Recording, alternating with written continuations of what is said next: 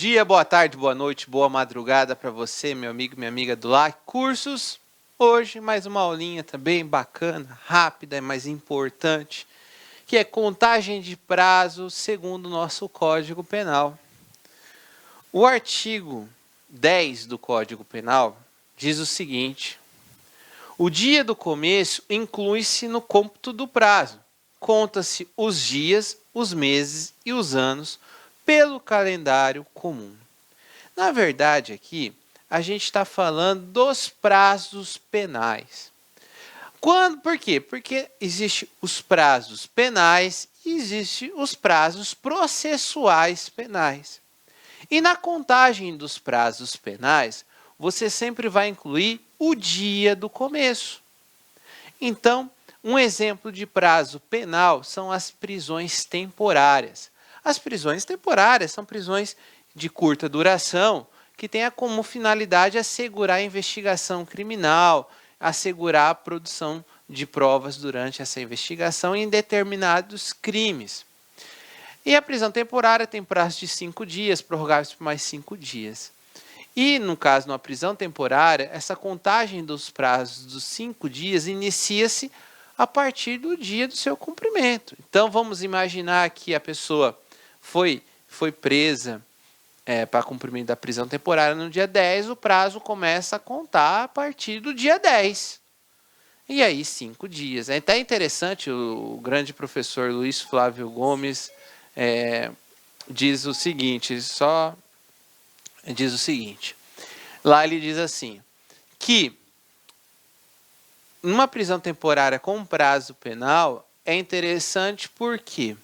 Porque você vai pegar, o sujeito determinou-se a prisão temporária dele no dia 10. Apresenta ele para cumprir a pena às 23 horas do dia 10. Vai estar já contado um dia daquele prazo penal. Então, o prazo penal ele é importante porque na contagem do prazo penal, ele vai contar direto. Ele não vai se prorrogar. Ah, o prazo caiu no domingo, prorroga-se para segunda? Não.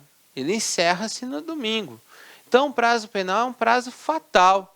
Ele é um prazo que não admite que na contagem seja prorrogado. Diferente do processual. O prazo processual, ele na verdade, inicia-se no outro dia. Então, quando você diz assim, você tem um prazo para se manifestar após a intimação.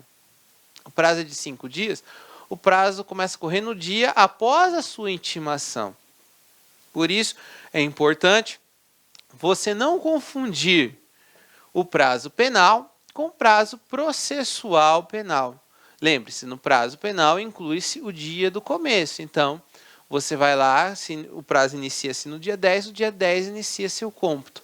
No prazo processual penal, se você for intimado no dia 10, o prazo começa a correr no dia 11. O prazo penal, a contagem dele é ininterrupta. Se encerra-se em qualquer dia. Se for no sábado, no domingo, encerra-se. No prazo processual penal, não. Ele vai se prorrogar automaticamente em feriados, em finais de semana. Só para vocês terem uma ideia e deixar bem fixado. Então, num prazo penal, se você for intimado dia 10, a contagem inicia-se dia 10. Vamos imaginar 5 dias, né? Então, 10, 11, 12, 13, 14. 1, 2, 3, 4, 5. O prazo vai se encerrar no dia 14. Por que se encerra no dia 14? Porque se inclui-se o dia do começo do cômputo. Agora, se fosse um prazo processual, você seria intimado no dia 10, mas a contagem iniciaria-se aqui, ó. 11, 12, 13, 14 e 15. Por isso que fala-se que no prazo processual, você exclui-se o dia do começo e inclui-se o dia final. Deixando bem claro, volto a deixar bem claro para vocês que os prazos processuais, se cair, por exemplo, dia 14, que é num domingo, então domingo encerrou-se o prazo. Vamos imaginar que o dia 15 caiu num domingo. O prazo vai se encerrar no dia 16. Ele se prorroga automaticamente. Professor, conta-se em dias úteis? Não, não se conta em dias úteis nenhum dos prazos. Os prazos se contam de maneira contínua. A diferença é que no prazo processual, se cair em final de semana ou feriados, vai se prorrogar automaticamente. O que se discutiu, veio uma decisão recente, agora uma alteração legislativa de processo civil, é que nos juizados especiais cíveis, os prazos são contados em dias úteis, então não se inclui sábados, domingos e feriados na contagem dos prazos.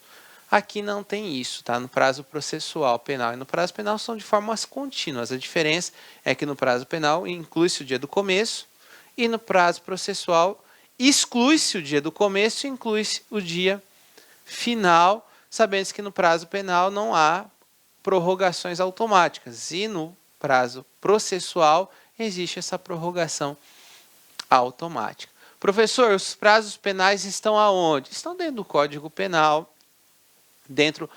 Tem alguns prazos penais dentro do Código de Processo Penal.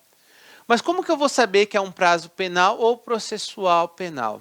Quando se lida com o próprio direito. Falou-se do próprio direito em si, nós estamos falando de prazo penal. Por exemplo, prazo para você oferecer uma representação, o prazo para você oferecer uma queixa-crime, o prazo com relação à liberdade. São prazos contados de contagem penal. Diferente do prazos dentro do processo, manifestações dentro do processo. Essas manifestações processuais, prazo para você apresentar defesa, prazo de um recurso, esses prazos são de natureza processual, tá certo? Era isso que eu tinha para falar com vocês. Vamos falar agora da nossa mensagem final.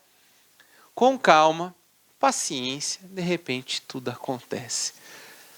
Professor, de novo você com essa história de calma, paciência. Sim, calma, paciência, de repente tudo acontece. Meu pai sempre dizia isso, falava assim, filho, vai com calma. Meu pai foi um grande herói para mim.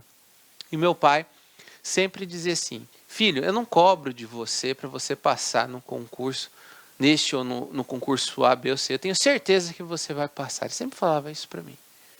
Mas eu tenho certeza que eu quero ver você sempre estudando, porque com muita calma, paciência, você vai conseguir chegar à sua hora. É isso que eu falo para vocês. Muita calma, muita paciência, enfrentando um dia de cada vez, vocês vão conseguir atingir o tão sonhado concurso público. Mas você tem que lembrar que tem que ter calma, tem que ter paciência. Para alguns demora 2 anos, 3 anos, outros demoram 4, 5. No meu caso demorou 8 anos. E como eu falei para vocês já em outras aulas, eu não sou o primeiro, eu nunca fui o último aluno da minha turma de Direito e nem o primeiro. Eu sempre estive na média, mas eu sou o primeiro da minha turma a passar no concurso público e tomar posse para juiz de Direito. Então, é isso que eu falo para vocês. Muita calma, com muita paciência, tudo acontece. É só não desistir do seu sonho. E é isso aí, meus queridos. Um grande abraço, fiquem com Deus e até o nosso próximo. Clique like.